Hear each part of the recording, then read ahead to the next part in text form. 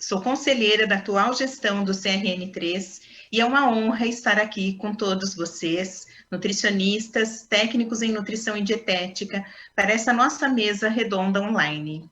Nós vamos falar agora sobre o panorama nacional da insegurança alimentar no período da pandemia. Nessa mesa, contamos com 4 nutricionistas: a professora doutora Maria Angélica Tavares de Medeiros, que é nutricionista, sanitarista, mestre em sociologia, doutora em saúde coletiva e é professora associada da Universidade Federal de São Paulo, campus Baixada Santista, onde ela atua tanto na graduação em nutrição como na pós-graduação em nutrição. Ela é pesquisadora da Rede Brasileira de Pesquisa e Soberania em Segurança Alimentar e Nutricional, que constitui uma das suas linhas de pesquisa e contribuição em publicações na área de nutrição em saúde coletiva e estará, compartilhando conosco sua experiência profissional.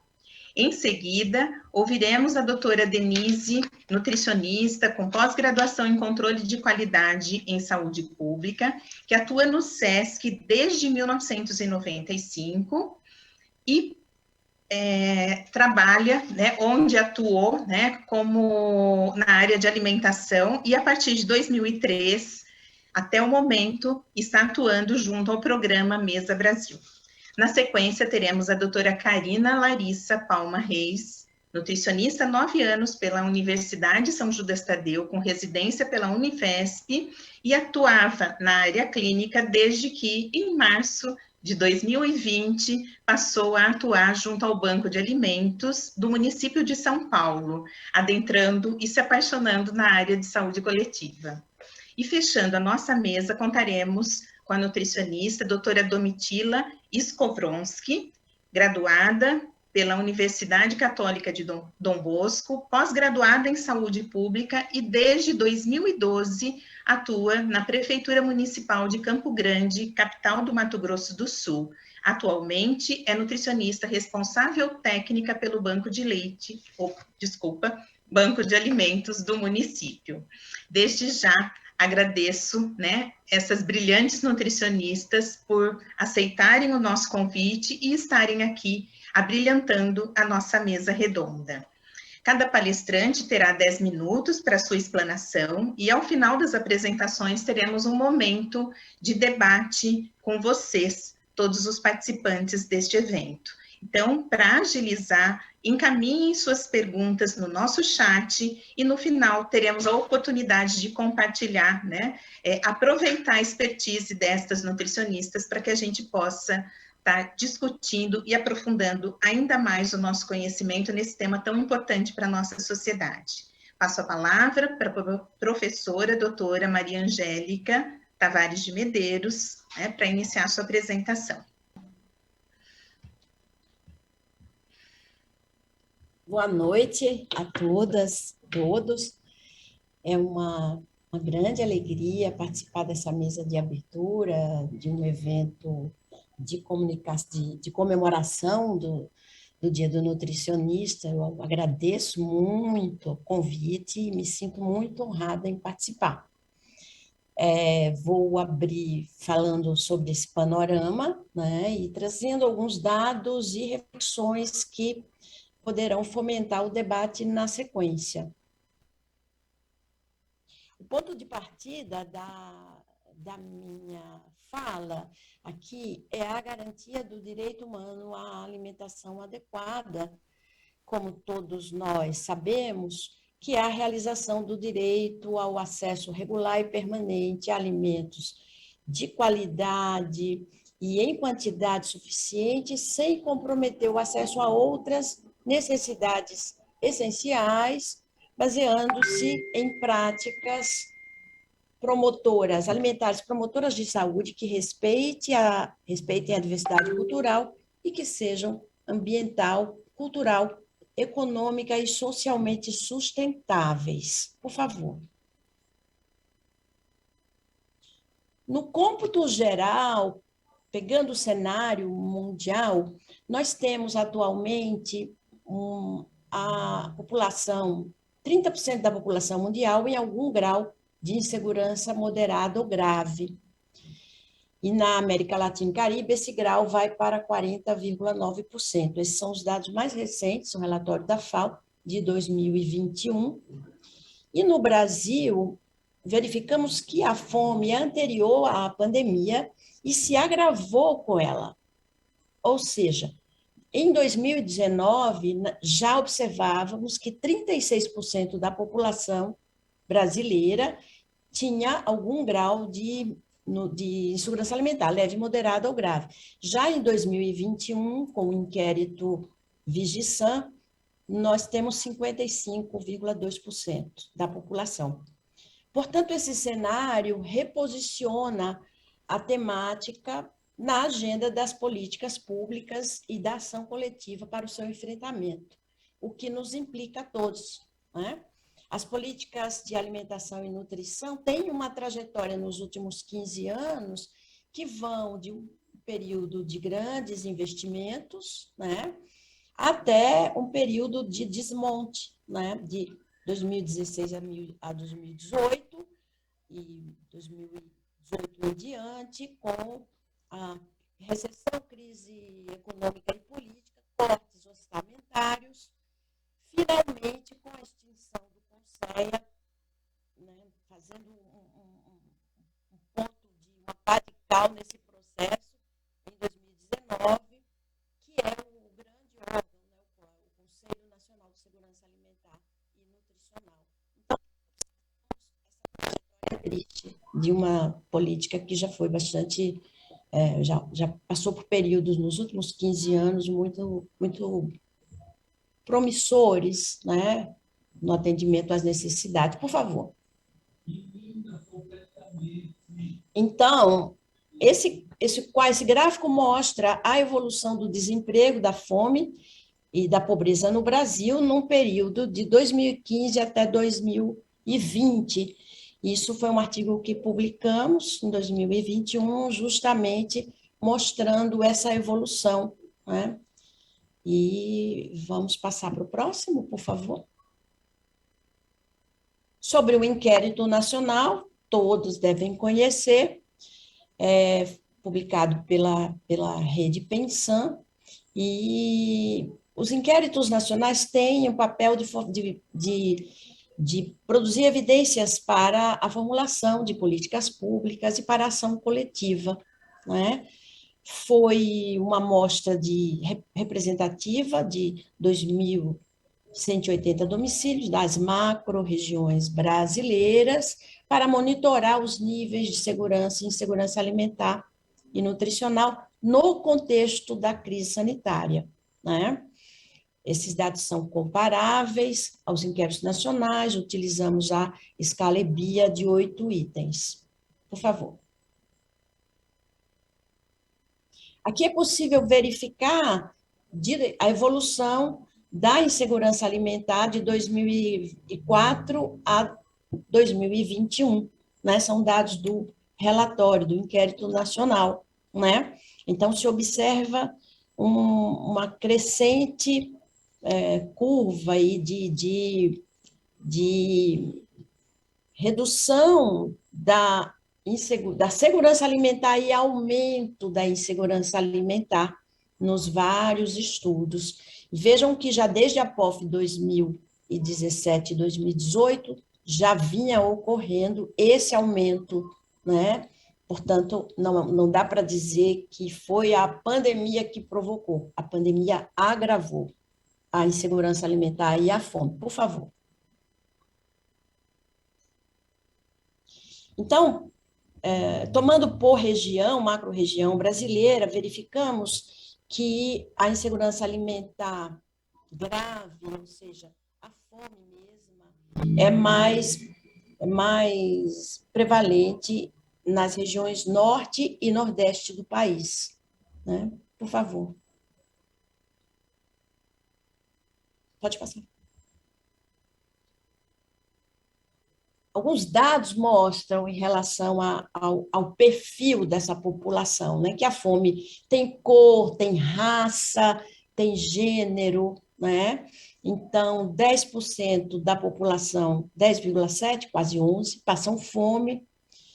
para aqueles sem escolaridade ou com ensino fundamental incompleto, são 14,7%, e tendo a mulher como referência do sustento da família, 11,1% dos domicílios com fome.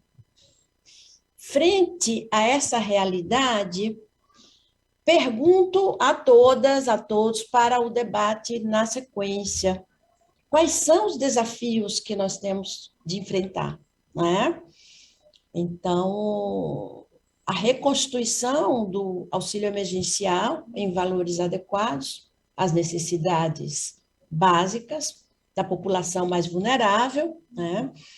A abolição da emenda constitucional número 95, que congelou os gastos de educação e saúde por 20 anos, né, por 2 décadas.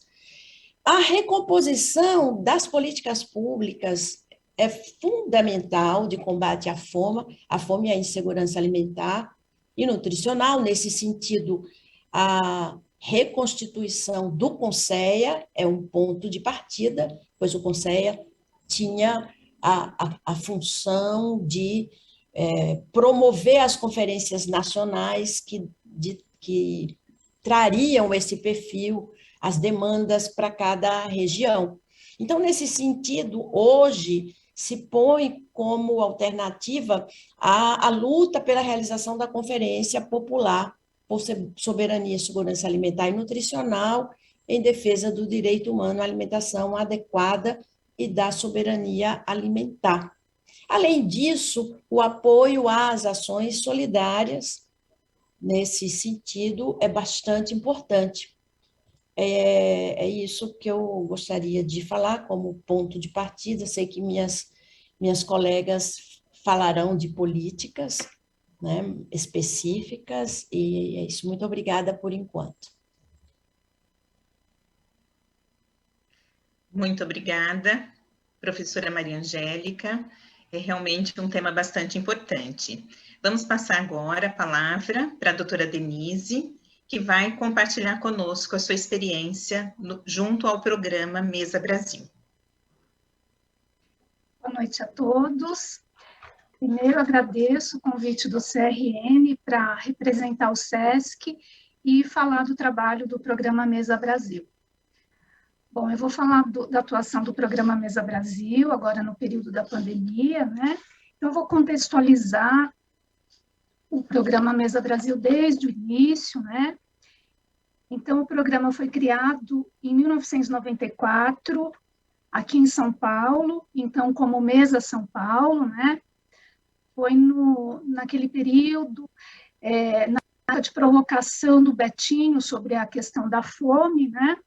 Betinho era um sociólogo e ativista dos direitos humanos brasileiros e foi fundador da Ação da Cidadania.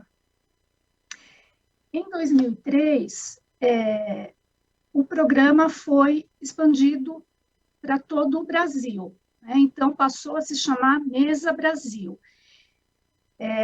Naquele momento, a fome veio para a agenda do Brasil, né? Então, a gente observa também que foi criado o Fome Zero e várias políticas de combate à fome, né? Hoje, o Mesa Brasil está presente em 19 unidades operacionais do SESC, na capital e interior. O Mesa Brasil é fundamentado no princípio de que a alimentação é um direito de todos, né? Então, a atuação do programa é para minimizar o desperdício de alimentos, a fome e a insegurança alimentar, né? O programa integra empresas, instituições e voluntários nessa ação. E como que funciona o programa? Existe uma frota própria de veículos para essa operação. O programa tem parcerias com empresas do ramo alimentício que disponibilizam para doação alimentos que estão fora do padrão de comercialização, né? Ele perdeu seu valor para venda, mas está próprio para consumo. Então, o programa retira esses alimentos onde tem aí o excedente e leva para onde está precisando. E aí, na outra ponta, a gente tem as instituições sociais que recebem esses alimentos. São diversas instituições desde centros de acolhida para a população em situação de rua, instituição de longa permanência para idosos, abrigos, centros de convivência de crianças e adolescentes. Então, esse alimento é levado para essas instituições para complementar a refeição que já é servida. O programa também tem um trabalho educativo com essas instituições sociais, sempre na busca de melhor aproveitamento desses alimentos, utilização com segurança. Só que, no momento, essas ações educativas estão suspensas porque são presenciais, né? Bom, o programa na pandemia, né? O programa Mesa Brasil não parou, então continuou funcionando e funcionando mais até ativamente, né? Então, naquele momento que ainda não tinha protocolos dos órgãos sanitários, foi desenvolvidos protocolos para a equipe trabalhar com segurança, né? E naquele momento, o SESC, muito atento com o que está acontecendo na sociedade, responde a essa necessidade da fome, né? Entendendo que o programa se torna mais essencial nesse momento, né? E aí houve a expansão da atuação do programa, que passou a atender famílias através das instituições sociais que já são cadastradas, e também o diálogo com associações de bairro, igrejas, esses atores que fazem o trabalho com a comunidade. Também houve suporte às aldeias indígenas, o SESC, em articulação com a Frente de Apoio aos Povos Indígenas do Brasil, deu suporte às aldeias e aos indígenas em contexto urbano, levando alimentos que foram distribuídos por várias aldeias no estado de São Paulo e aqui na capital para os indígenas que vivem no contexto urbano, né? E nesse momento dessa crise sanitária, o programa também flexibilizou o recebimento de doações. Então, passou a receber, além de alimentos, produtos de higiene e limpeza. Itens tão importantes nesse momento, como, por exemplo, álcool em gel. Foi bem importante receber essas doações. E também, como um desafio na pandemia, o programa reforçou as ações junto aos seus parceiros, houve aproximação com empresas de fora do Brasil, através da equipe de captação, e também o SESC, com esse olhar a tudo que está acontecendo, pela primeira vez, fez uma campanha, uma campanha para receber doações de pessoas físicas. Então, hoje, essa campanha, Ação Urgente contra a Fome, ela é presente em todas as unidades, então, todas as unidades do SESC, no estado de São Paulo, têm pontos de arrecadação, as unidades do SENAC também, e sindicatos patronais participam dessa ação, dessa campanha. Aqui os dados do programa.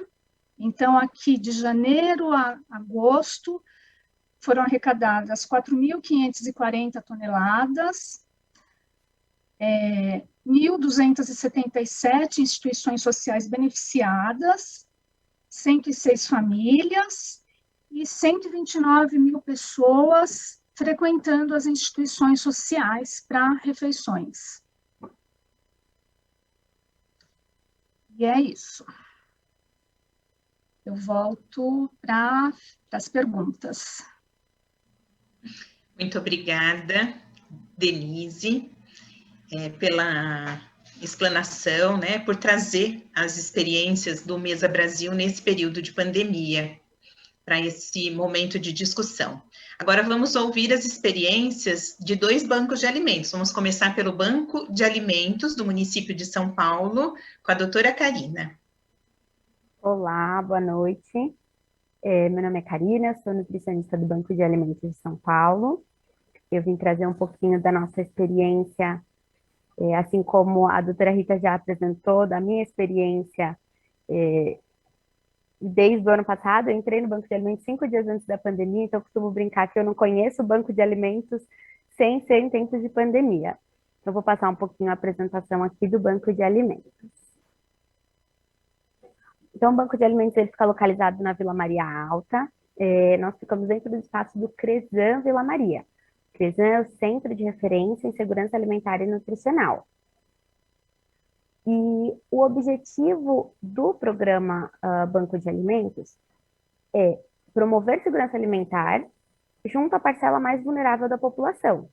Então, é captar alimentos que ainda estão aptos para o consumo, mas que perderam seu valor comercial por algum motivo. São alimentos de quebra, alimentos perecíveis, como hortifruti, que já estão ali um pouquinho mais machucados, que os comerciantes não vão conseguir comercializar aquele alimento no dia seguinte, eles separam para doação. Então, nós captamos, coletamos esses alimentos, recebemos aqui no Banco de Alimentos, fazemos uma triagem, seleção e uma separação para a expedição desses alimentos para doação. Aqui é um pouquinho um ilustrativo de como são as doações separadas já para as entidades que recolhem, né, as doações. E aí, um pouco da nossa equipe. A equipe hoje do banco é constituída por uma nutricionista, que sou eu, uma técnica em nutrição, que ajuda muito nessa parte de qualidade e segurança do alimento, né? A assistente social e administrativo, e o operacional ele é feito por beneficiários de um programa social, vou falar dele um pouquinho mais para frente, mas que é o programa do POT, que é outro braço de segurança que também a gente promove dentro da prefeitura. O público-alvo atendido, então, atualmente são 410 entidades assistenciais.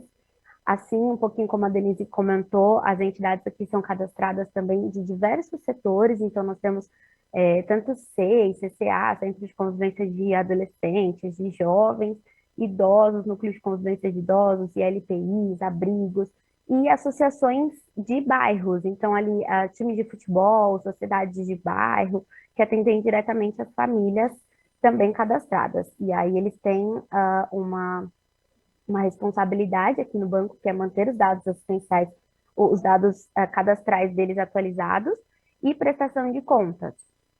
O ano passado, em 2020, no meio da pandemia, foi feita uma ampliação desse número, então até 2020 eram atendidas 310 entidades, e foi ampliado para 410. E uma média estimada das pessoas atendidas com a totalidade das 410 entidades são 330 mil pessoas. Então, dentro das responsabilidades das entidades, né, além de distribuir os alimentos arrecadados e ser proibida a comercialização de qualquer alimento doado pelo Banco de Alimentos, é prestar conta dessas doações, manter os dados cadastrais e participar das atividades conexas. Também, durante a pandemia, as atividades ficaram todas remotas, né, virtuais, assim como lives, cursos, mas agora a gente está retomando um pouquinho presencial, aí tentando renormalizar a vida, né? Aqui um pouquinho uma ilustração da entrega desses alimentos nas entidades, então eles podem ser por meio de cestas básicas, ou kits, montagem de higiene, de hortifruti, também tem os kits de cesta básica e cestas de higiene, e a entidade, como a Denise falou, ela também complementa outras doações que ela tem, tanto para produzir a refeição no local, ou para distribuir para as famílias, né? Isso é semelhante. Um pouquinho dos números do Banco de Alimentos, até né, antes da pandemia, antes de 2020, uma média das doações eram de 30 toneladas mês, não tinha ultrapassado até 450 toneladas no ano de doação. E aí, em 2020, nós totalizamos 3.264 toneladas, né? Fazendo até 2.000, quase 2.000 atendimentos às entidades e atingindo até 709 mil pessoas, né? é como se fosse 9 vezes o Maracanã lotado, sendo atendido pelas doações do Banco de Alimentos.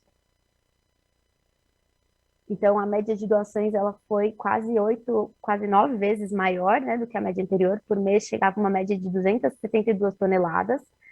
E teve também um recorde histórico da doação de quase 48 mil cestas básicas. Então, o banco, antes da pandemia, ele não doava cestas básicas, eram sempre doadas as cestas por outros programas da prefeitura. Isso não era encaminhado via banco de alimentos, e aí, durante a pandemia, foi.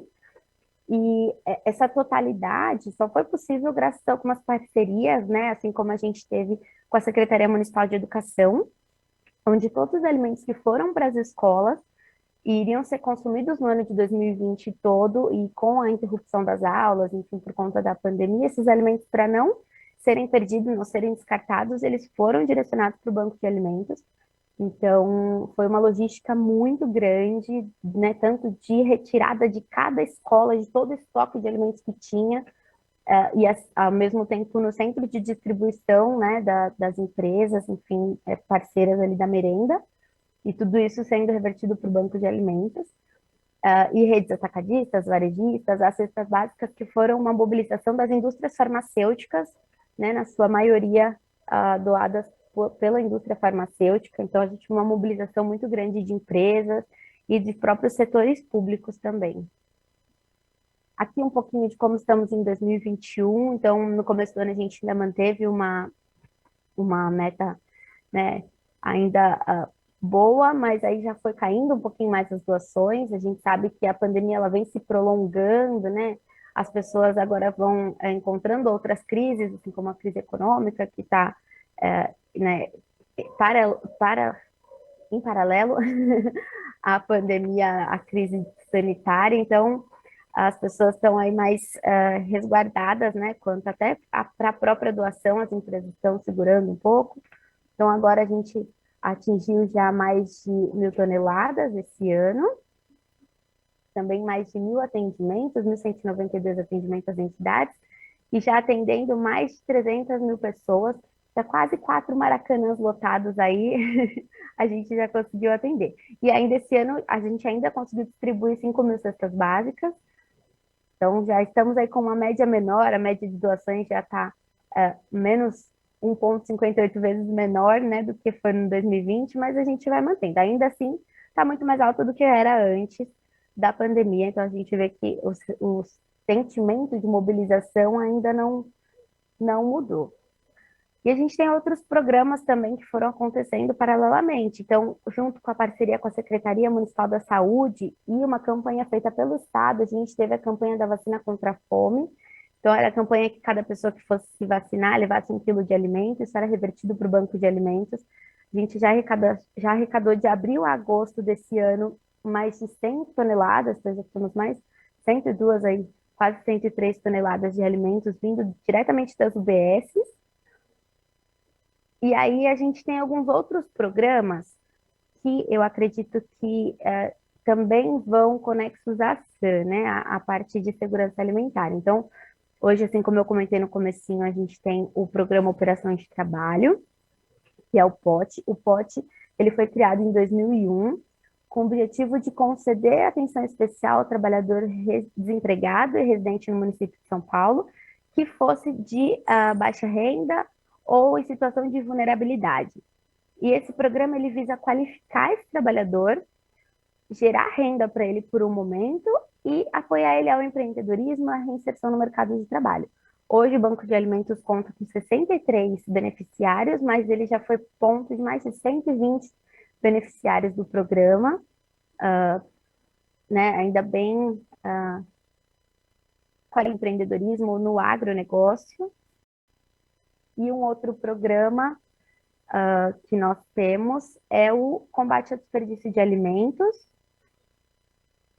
O programa de combate ao desperdício e perda de alimento, ele tem 3 eixos, que é o socioeconômico, então ele também tem o beneficiário do POT inserido, com capacitação e reinserção no mercado de trabalho.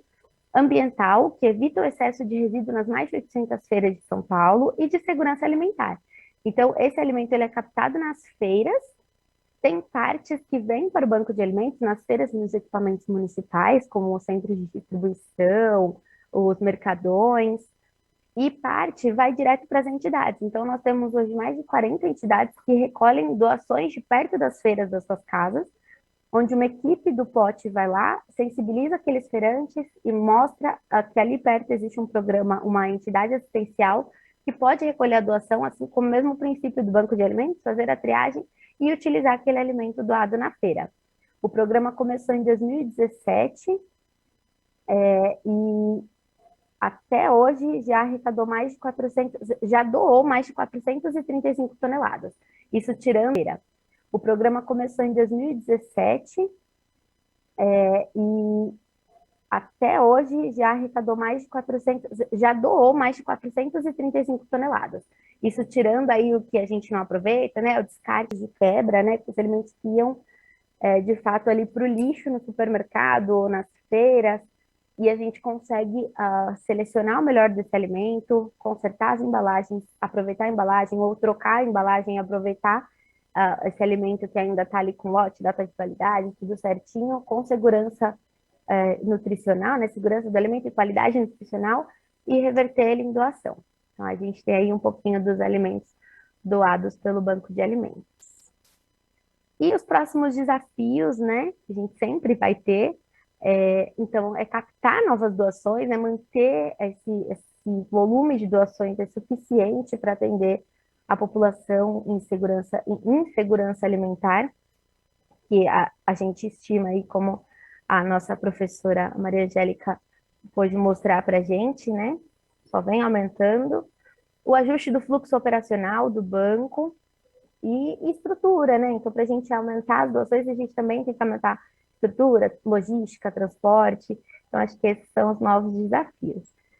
Agradeço muito e também estou aqui de volta para as perguntas. Obrigada. Muito obrigada, doutora Karina, pela sua apresentação, né? É realmente tudo muito instigante.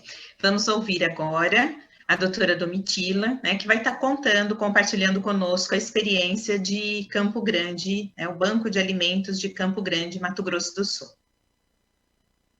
Boa noite, muito obrigada, CRN, pelo convite.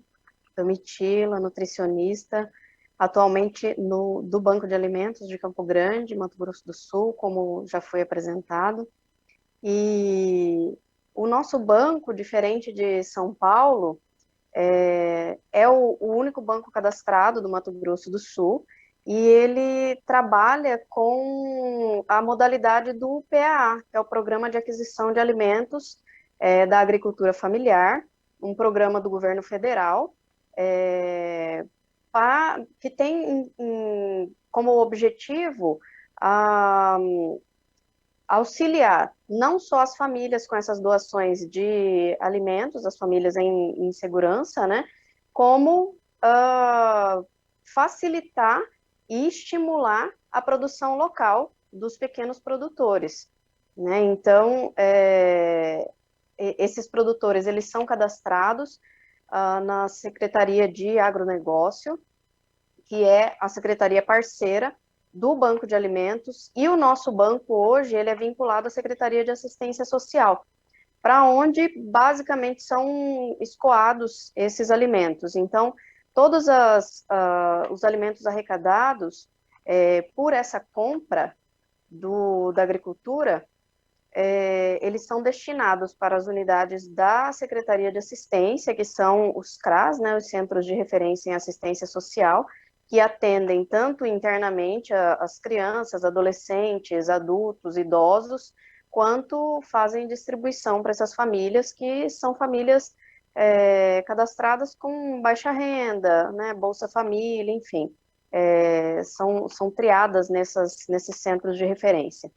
Nós também atendemos as unidades de acolhimento integral, né, acolhimento 24 horas, que são os famosos abrigos, que também são vinculados à Secretaria de Assistência Social.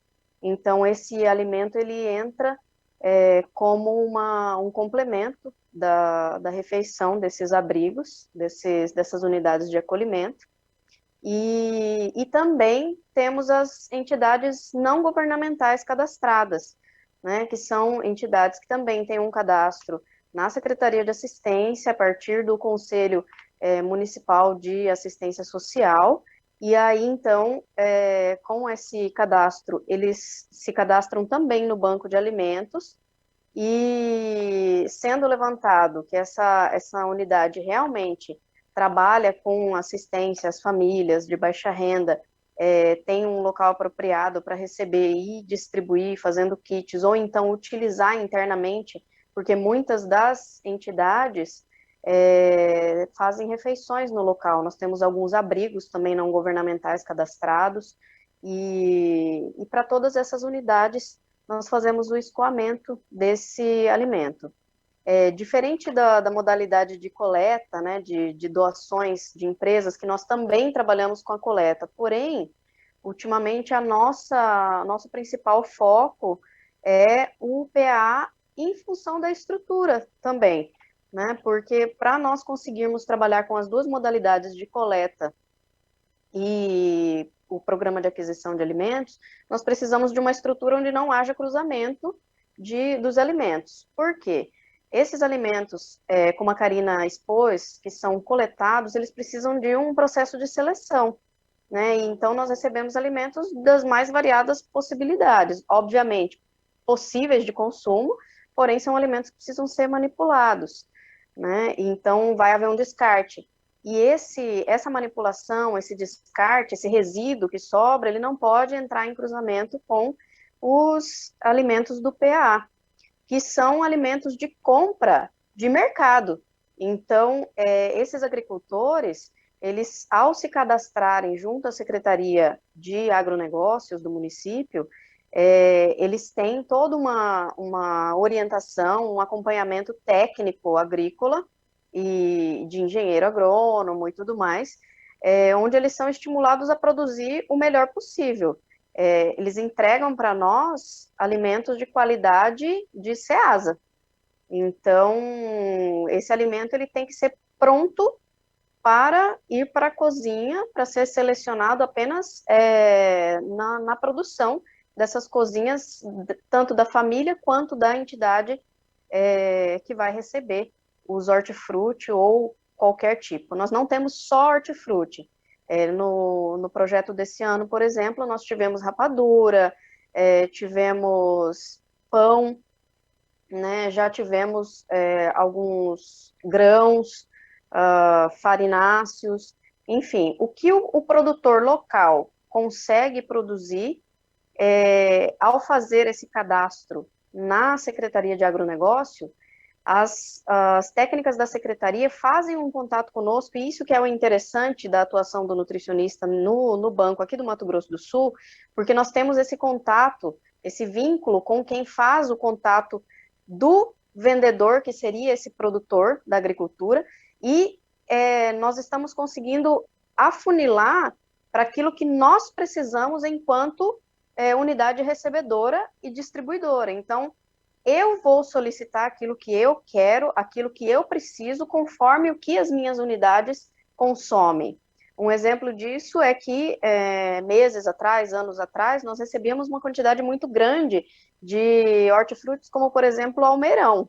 Não são todas as famílias que gostam de almeirão, não são todas as unidades que recebem almeirão.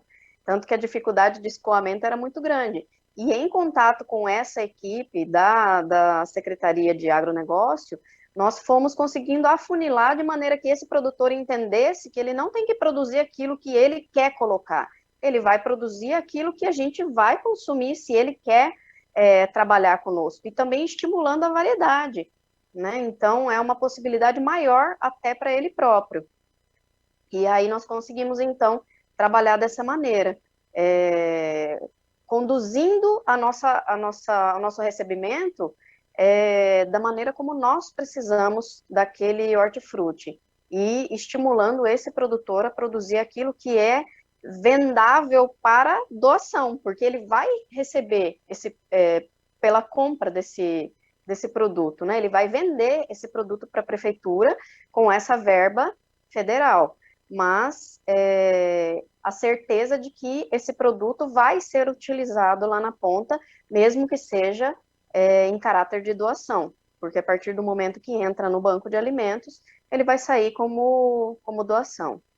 E aí lá no banco, então, hoje trabalho como técnica responsável, né, como responsável pela seleção, pelo recebimento de tudo aquilo que entra, para que realmente esteja nessa qualidade de mercado.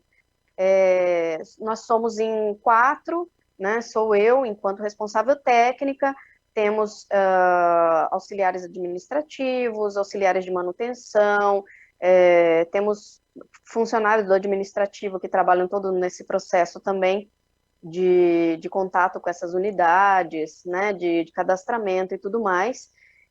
Gostaria muito de poder ter mais uma colega, um colega, ou que fosse, né, um técnico em nutrição e dietética, porque como a Karina colocou, facilita muito, auxilia muito, estagiários, a gente recebe estagiários apenas como visita, né, visita técnica, conhecimento, e não como atuação. Por quê? O banco de alimentos também tem esse caráter informativo e educativo. Então, é uma parte do banco que eu não consigo fazer enquanto nutricionista sozinha na unidade.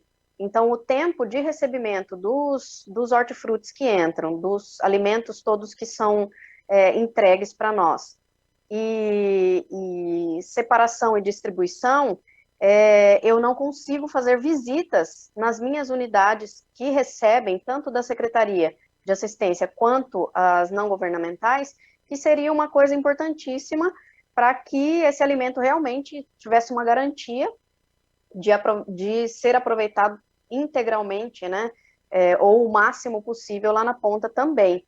Então, a gente faz esse trabalho educativo, informativo, porém, só em vias de documentos, né, tanto para o produtor, a gente entrega uma documentação de como nós precisamos receber esse alimento para que ele seja o melhor possível, quanto para a unidade que vai receber, nós entregamos apenas um documento orientativo de como armazenar, de como separar, de como distribuir e até aproveitar, né? Então, fica aí um desafio, né, para nós, lá dentro, para nosso município, para as colegas que vêm, né, para que a gente consiga trabalhar em cima disso, né, trabalhar nesse estímulo, né, da necessidade da atuação do profissional nessa parte, porque não é uma coisa que qualquer um faria, né, porque nós temos o conhecimento técnico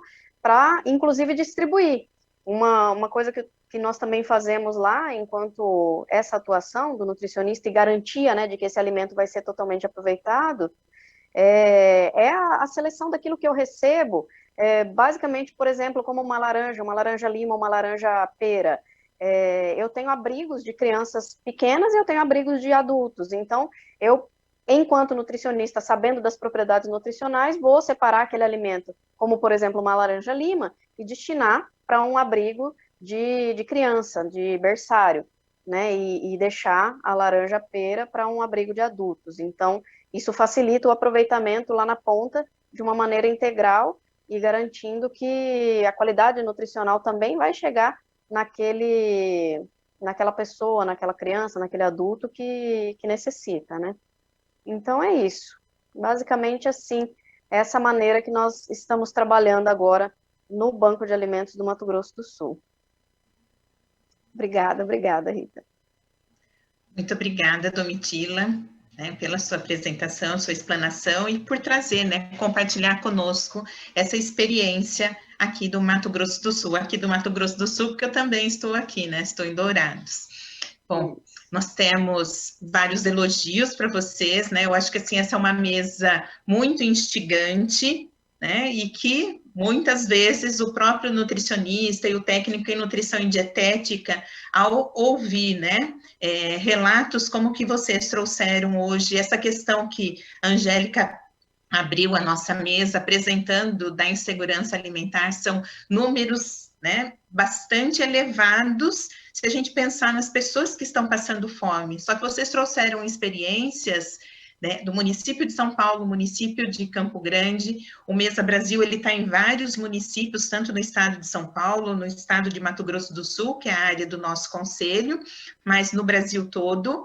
Mas a gente vê, assim, diante dos resultados apresentados, né, pela doutora Maria Angélica, a situação em regiões mais afastadas de nós, né, das regiões onde nós estamos, região centro-oeste, Mato Grosso do Sul, região sudeste de São Paulo, a gente vê que nas regiões norte e nordeste a situação é muito pior, né? E esses equipamentos, né, onde vocês atuam, esses equipamentos sociais, eles estão presentes nessa região? Então, essa é uma das perguntas para vocês.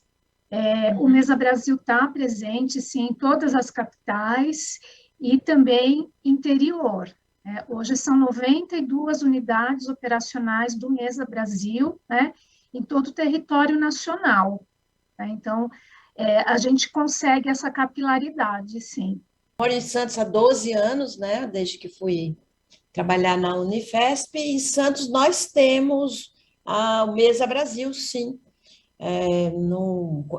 Essa importante iniciativa solidária do SESC, né, do Sistema S, né, funciona lá. Assim como tentativas do Banco de Alimentos.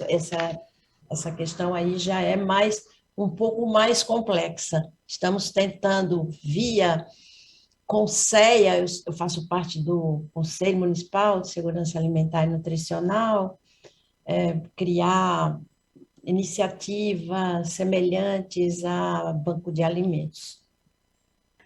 Só complementando, quando a gente fala da capilaridade do programa Mesa Brasil, a gente fala principalmente de atender as regiões mais vulneráveis, né? Então, por exemplo, aqui na capital, o programa está presente em unidades mais periféricas, para atender justamente essas pessoas que mais precisam. E dessa maneira também são em outras cidades, em outros estados, né? Então, é sempre de acordo, e a doação também, ela vai acontecer de acordo com a região, né, em que o programa está. Então, na região norte, doações chegam em vilarejos através de barcos, né? Então, o programa está presente, sim, aonde tem essa necessidade de atuação. Bom, da parte de São Paulo, o Banco de Alimentos atende apenas o município de São Paulo. Então, são instituições cadastradas só do município de São Paulo, mas em todas as regiões, principalmente nas periferias, né, como a Denise trouxe, principalmente na Zona Sul, nas periferias mais afastadas, extremo leste, a gente tem. E até 2019, eu tenho informação, né, que eram atendidas as entidades conforme os diagnósticos de insegurança alimentar pela Secretaria da Saúde. Então, se a Secretaria da Saúde publicava o diagnóstico que em determinada região se tinha um índice de insegurança alimentar mais alto, eram focadas as doações para aquela região no mês seguinte. Durante a pandemia, isso não foi feito porque o volume era muito alto, a gente conseguiu atender todo mundo com uma equidade muito bacana. Então, né, a gente conseguiu fazer isso, agora vamos retomar essa iniciativa de atendimento conforme o diagnóstico de insegurança alimentar. Legal. No Mato Grosso do Sul, como eu falei, nós temos apenas o Banco de Alimentos de Campo Grande funcionando ativamente com cadastro no Sistema Nacional. Temos também no interior um banco que trabalha com um pouquinho de coleta no município de Dourados, né?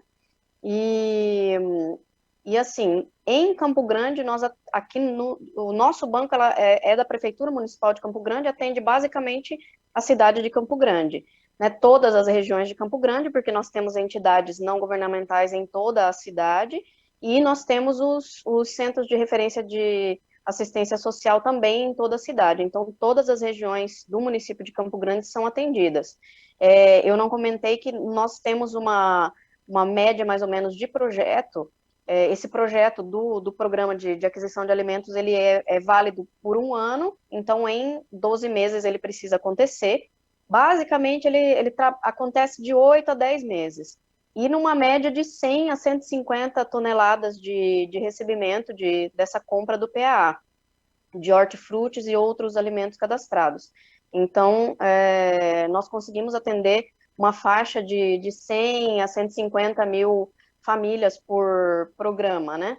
Então, cada unidade, ela trabalha em torno de 100 a 200 famílias. Esse número, que foi uma realidade diferente também agora no período da pandemia, ele subiu muito, né? Nós estamos recebendo praticamente a mesma coisa, mas a quantidade de entidades cadastradas aumentou e o número de famílias cadastradas nessas unidades também aumentou.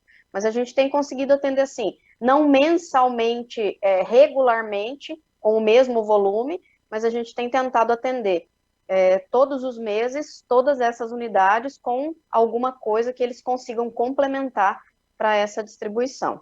Mas é basicamente em Campo Grande. Acabaram chegando várias perguntas aqui, mas eu estou um pouco preocupada com o nosso tempo, né? A gente tem uma nova sessão a seguir, então eu vou... uma das perguntas era, inclusive, do que vocês estão realizando nesse período da pandemia, o que fica de experiência para continuidade no pós-pandemia, né? Com o que nós estamos aprendendo nesse período. Então, eu vou passar para vocês e já vou, né, solicitar, né, que vocês já respondam rapidinho e se despedindo, né, porque a gente tem que concluir a nossa sessão.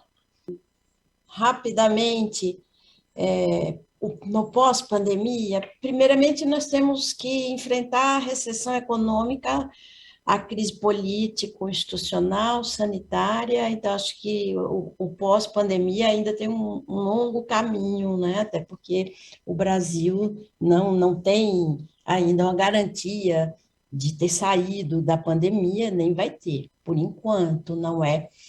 Então, da nossa parte, como ação de nutricionista, como participante das políticas públicas e das ações solidárias e de iniciativas dessa natureza, eu acho que cabe a ação organizada, a ação coletiva, a luta pela garantia do direito humano à alimentação adequada, o estímulo a essas ações como banco de alimentos. Não é à toa que nós vimos na apresentação das falas das colegas a grande demanda, a demanda aumentada por banco de alimentos, pela população vulnerável, né, pelas populações vulneráveis. Então, eu acho que a luta é grande e nós temos que reconstituir as políticas públicas e ter força para fazer isso. Então, é lutar, é se organizar para fazer isso. Bom, o Mesa Brasil tem o SESC aí como um representante, uma instituição privada que atua aí como sociedade civil nessa luta. A gente não consegue ver um futuro muito longe, né? Até porque é tudo muito incerto, essa pandemia, né? O que trouxe de lição é o quão frágil, né, a população fica diante de tudo isso e como a alimentação é a primeira coisa que vai nessa fragilidade, né, de que as pessoas padecem, né, por quê? Porque aí tem a falta de trabalho, né, mesmo trabalho informal foi difícil, e também coloco um pouco do que a Angélica mencionou, de se organizar, para a gente ter aí políticas que defendam esse direito humano à alimentação, né, e garantia da segurança alimentar das pessoas. Bom, da parte de São Paulo, o que eu penso que fica de aprendizado é a experiência da solidariedade. Eu acho que a gente pode ver isso pelo mundo todo, então, o quanto as pessoas mais afetadas, né, em situação de vulnerabilidade, e os menos afetados puderam se mobilizar e ajudar quem estava precisando. Doações de pessoas físicas que aumentaram muito, então acho que a gente viu que cada um fazendo um pouquinho vira bastante, então acho que isso é muito interessante. E da parte de políticas públicas, eu já trago uma experiência e uma esperança muito grande também, né, com a criação de uma nova secretaria executiva, agora municipal, sobre segurança alimentar. Então, foi criado agora em setembro, a qual a gente passa a fazer parte, a CESANA, que é a Secretaria Executiva de Segurança Alimentar, Abastecimento e Agricultura. Então, acho que isso traz um peso muito grande para a gente falar mais sobre segurança alimentar, para a gente divulgar mais isso, que isso seja matéria educativa, assim, que todo mundo saiba exatamente o que é insegurança alimentar, o que é ter acesso ao alimento seguro e o que é direito à alimentação adequada, né? E é isso. E aqui para o Mato Grosso do Sul fica, né, essa referência da apresentação da Karina lá de São Paulo, que as pessoas realmente se tornam mais solidárias quando vem a necessidade de uma grande quantidade de pessoas, né? Então, como nós não temos conseguido trabalhar com a modalidade de coleta em função estrutural, fica aí, né, o desafio de nós estimularmos, né, os nossos governantes, os nossos responsáveis políticos, para que a gente consiga trabalhar também com isso, né? Se não dá para trabalhar no mesmo espaço, que a gente consiga um outro espaço para poder trabalhar com esse banco de alimentos de maneira completa, né, como deveria ser a partir da sua ideia, da sua idealização de criação, coleta e PAA, né, e é isso. Obrigada a todos que estiveram presentes aqui na nossa sala, na nossa mesa redonda, e que essa discussão tenha despertado curiosidade para você, nutricionista, técnico em nutrição e dietética, com relação à sua atuação, né, o seu papel político, para que vocês busquem cada vez mais conhecimento sobre esse tema que é fundamental, tanto para a nossa profissão como para a nossa sociedade. Muito obrigada a todos pela participação de vocês, em especial para as nossas convidadas, por estarem aqui, né, dividindo, compartilhando e despertando, né, nos profissionais da área de nutrição, o interesse por minimizar os problemas da fome no nosso país, no nosso município. Obrigada.